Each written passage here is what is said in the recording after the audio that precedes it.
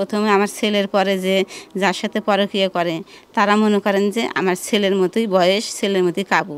আস্তে আস্তে আস্তে আস্তে যখন আরও বাইরে ছেলে তখন অবশ্যই আরও উচ্চ পদে যাচ্ছে, সেগুলো আরও দেখতে সুন্দর, হিষ্টভিষ্ট, মোটা সোটা। খালি সন্দেহ করে।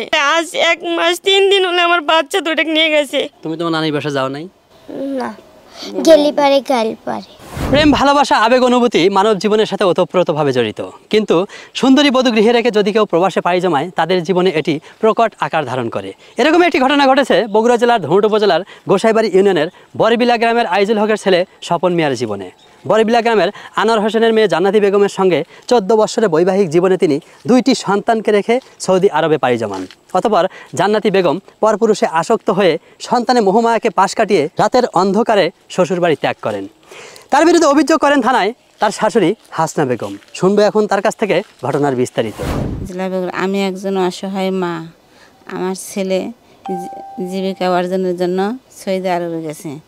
যায়া কিছুদিন কাজ করার পরে আমার ছেলের বউয়ের নামে টাকা রাখে গচ্ছিত, রাখা 1.5 লক্ষ টাকা আমার ছেলের বউয়ের নামে রাখছে। আমার বউ আস্তে আস্তে আস্তে আস্তে মনে করেন যে সে পরকীয়া শুরু করলো।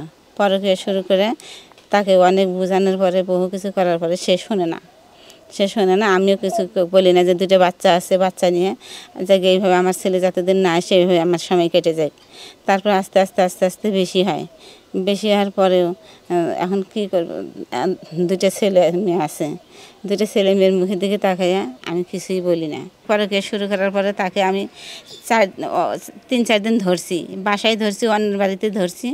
ধরার পরেও সে মানে না। লাস্টে তাকে বড় আলেম নিয়ে এসে তওবা পড়ানোর পরেও সে দিনের পথে ফিরে না। আস্তে আস্তে বেড়েই চলছে। বেড়াতে আমার ছেলে তার জন্য আমাকে অনেক দিন বলছে, আমি সহজে শিকার হইনি। শিকার না হওয়ার কারণে পরে আস্তে আস্তে আমার ছেলে আমাকে বলে, মা আপনি আমাকে বলেন না, আমি কিছুই করবো না। পরে আমি আস্তে আস্তে বললাম, তো তোমাকে বিদেশ যেতে না করলাম, তুমি গেলা, তুমি শুনলে না আমার কথা, তো জায়গায় ধৈর্য ধরে থাকো। ধৈর্য ধরে থেকে কিছুদিন তোমার ঘাটতিটা পূরণ করে তুমি দেশে ফিরে আসো। প্রবাসে যাওয়ার পরে আবার দেখেন এতগুলো টাকা কামাই করে 2 লক্ষ 2.5 লক্ষ টাকা তার কাছে জমা রাখছি। জমা রাখার পরে সে টাকা করেও মনে করেন যে নিয়ে সে একদিন রাতের অন্ধকারে সে এক ছেলের সাথে চলে গেছে। 2টো বাচ্চার মায়াও সে করে নাই। এই বাচ্চাগুলো নিয়ে আমি কত কষ্ট করে জীবন ধারণ করতেছি। মা ছাড়া একজনটা বোঝে না। এমনও মা দেখেন যে নিজের বাচ্চার দিকেও সে নজর নেই, তার দরদ নেই। এটা সম্পূর্ণ মিথ্যে কথা। মানে আমার বাচ্চাকে নিয়ে যাওয়ার উদ্দেশ্যটাই হচ্ছে তাকে বানোয়াট করে এমনি একটা শিখে দেবে, এমনি একটা বলবে। আর অতএব আমার যদি ওখানে যদি যান, আপনি দেখেন আমার বাচ্চা দুটোর কি পরিস্থিতি হচ্ছে। আমার কাছ থেকে নিয়ে যাওয়ার পর থেকে আমার বাচ্চা দুটোর মুখের দিক তাকান যায় না। মানে আমার স্বামী আমাকে মূল্য দেয় না, আবার তার বাবা মা কি আমাকে মূল্য দিবে। আর বিশেষ করে আমার শাশুড়ি, আমার নন শাশ, মানে এতগুলো জঘন্য কথা বলে, সেগুলো বলার মতো না। পুরো ফ্যামিলির মানুষ আমাকে অত্যাচার করে। বুঝতেছি না, যদি স্বামী যদি মূল্য যদি বউকে যদি না দেয়, তাহলে কি কোথাও কি মূল্য পাওয়া যায়? মূল্য পাওয়া যায় না। আরেকটা কথা বলছে আপনার চারিত্রিক বিষয়ে, যে আপনি বিভিন্ন ছেলেপেলের সাথে মোবাইলে কথা বলেন এবং আপনার বাড়িতে নাকি রাতে বিভিন্ন ছেলেপেলে যায়। ওটা সম্পূর্ণ মিথ্যে কথা। আমার বাড়িতে যদি কোনো ছেলেপেলে যেত, আমাকে তো পাড়া প্রতিবেশী বা কেউ তো দেখতো, আমাকে ওরা রাখবে না বিদেই এতগুলো কথা বানোয়াট করে বলছে। এগুলো সম্পূর্ণ ভিত্তিহীন কথা। মানে কোনো জিনিসটা এক পর্যায়ে অ্যাকচুয়ালি মানে আমাকে যদি কোনো কিছু যদি ধরে যদি বলতো তাহলে বিশ্বাস হতো, কিন্তু আমাকে তো ধরে বলে নাই।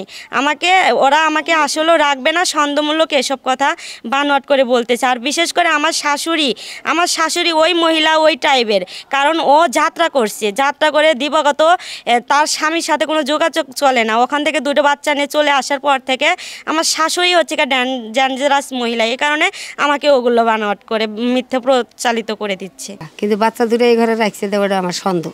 সেদিন আমি বাড়ির ঘুমাই নাকি, আমি গেটে খাড়া আছি।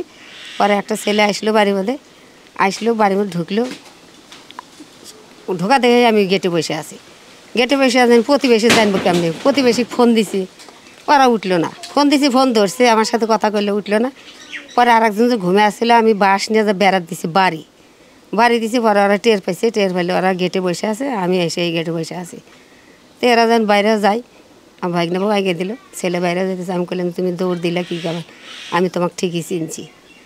এই চিনার কথা কছি। তারপরে গ্রামের অনেক কয়জনের নাম কম, যুবক চাকরা ভাড়া আঙ্গুর অনেক নির্যাতন শুরু করে দিছে। আমরা প্রতিবেশী হিসেবে জানাতে যে পরিস্থিতি দেখি যে বাচ্চাদের সাথে সবসময় খারাপ ব্যবহার করে, তার শাশুড়ির সাথে খারাপ ব্যবহার করে, তারপরে ঠিক মতো বাচ্চাদের দেখাশোনা করে না, সে নিজের মতো করে চলাফেরা করে, সে পরকীয়া করে বেড়ায়, এগুলো কোনো কিছু আমরা বলতে পারি না। এখন সে নিজের মতো করে চলে গেছে, আমরাও তো কারো না কারো ছেলের বউ, কারো না কারো সন্তানের মা। এই যে জান্নাতি বাড়ি চলে আসছে, শ্বশুরবাড়ি যায় না কেন? শ্বশুরবাড়ি তো বড় ছয় নিয়ে পড়ে গেছে, মানুষই নেই নিয়ে বোকরা। জান্নাতি যে তার শ্বশুরবাড়ি থেকে বাবার বাড়ি চলে আসছে, সেটা দিনে ছিল না রাতে ছিল? দিনে আসছিল। ছল নিয়ে দেবো নক করে পোয়াতে নিয়ে দেবে, ছল নিয়ে পোয়াতে মাগ নিয়ে দেবো না, ছলে মাগ নিয়ে দেবো না। আমার এই বাসা এই যে তোমার মা তোমার দাদিকে রেখে তোমাদের রেখে যে চলে গেল, তুমি তোমার মায়ের কাছে যাও নাই বা কথা বলো নাই তোমার মায়ের সাথে? কাছে নেয় না আমার মা। আমার মা কাছে নেয় না। কি বলে? তুমি তোমার মায়ের কাছে গেলে তোমার মা তোমাকে কি বলে? গালি গালাজ পারে শুধু। সে কি তোমার বাবার না সাথে সারাসারি করে অন্য কারোর সাথে সংসার করতে চায়?